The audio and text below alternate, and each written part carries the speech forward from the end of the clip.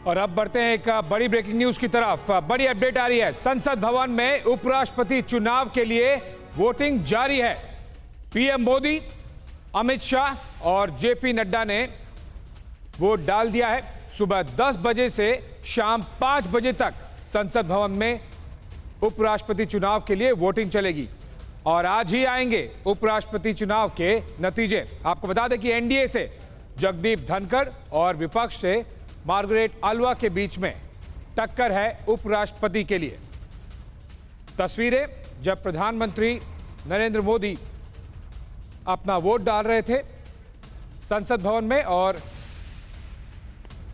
सुबह 10 बजे से ये वोटिंग शुरू हो गई है।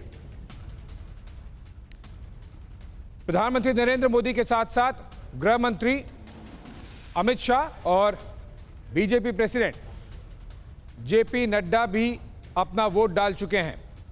यह देखिए, गृह मंत्री अमित शाह वोट डालते हुए, मार्गरेट अल्वा विपक्ष के उम्मीदवार हैं और जगदीप धनखड़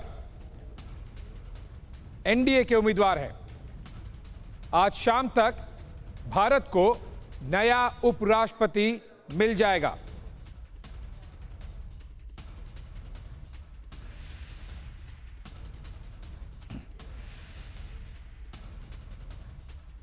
और पॉलिटिकल एडिटर आमोद राय इस वक्त हमारे साथ जुड़ चुके हैं। तो आमोद, तस्वीरें तो हम लगातार देख ही रहे हैं, हालांकि ये प्रक्रिया अभी जारी है और बस थोड़ा ही और इंतजार, उसके बाद नए उपराष्ट्रपति का नाम होगा सामने।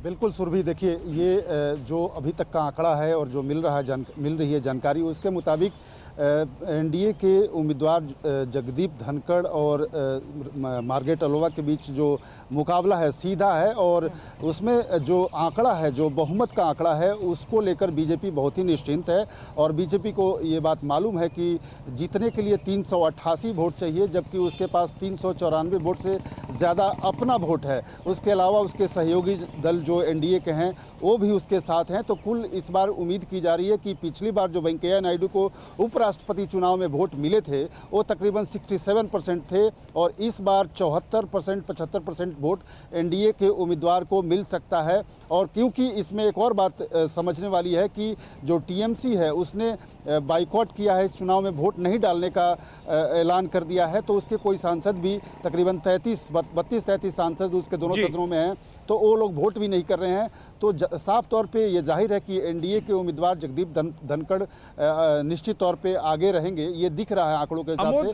आंकड़े ये क्लियर कर रहे हैं कि एक तरफा मुकाबला होने जा रहा है, लेकिन कल जिस तरह से मीटिंग हुई पश्चिम बंगाल की मुख्यमंत्री ममता बनर्जी और प्रधानमंत्री मोदी के बीच में, साथ ही उसके बाद में वो ममता बनर्जी प्रेसिडेंट से भी मिली, द्रौपदी मुर्मू से, टीएमसी का वोटिंग से दूर रहना, ये डायरेक्ट या इनडायरेक्ट सपोर्ट एनडीए की तरफ नहीं दिखाई देता है? आप कह सकते हैं इस बात को कि टीएमसी जैसा जुझारू दल, खास करके ममता बनर्जी का जो स्वभाव है और जिस तरह से वो राजनीतिक प्रतिद्वंदिता निभाती हैं, वैसे नेता का एक स्टेप पीछे होना कहीं ना कहीं एक कंप्रोमाइज जरूर दिखता है। लेकिन ये उनको ये बात भी पता था कि राष्ट्रपति चुनाव में उन्होंने विपक्षी दल को समर्थन दिया था, उसके बाद भी कुछ हासिल नहीं हुआ।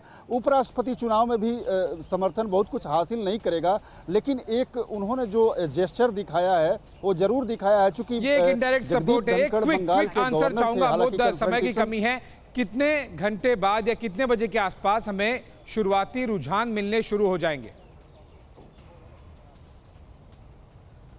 अभी 1 घंटे के अंदर पहला जो रुझान है वो दिखने लग जाएगा कि कितने वोट पड़े हैं और कितने सांसदों ने वोट डाला है। लेकिन काउंटिंग की जहां तक बात है तो काउंटिंग मैं बताऊं आपको कि शाम 7 बजे के बाद ही होगा। बिल्कुल, क्योंकि सुबह 10 बजे से वोटिंग शुरू हुई है, 5 बजे तक का इसका समय है और 5 बजे तक ये मतदान जारी रहेगा। उसके बाद वोटों की गिनती होगी, आज ही नतीजे भी आ जाएंगे और साथ ही ये भी बता दें कि 11 अगस्त को नए उपराष्ट्रपति का शपथ ग्रहण भी होगा।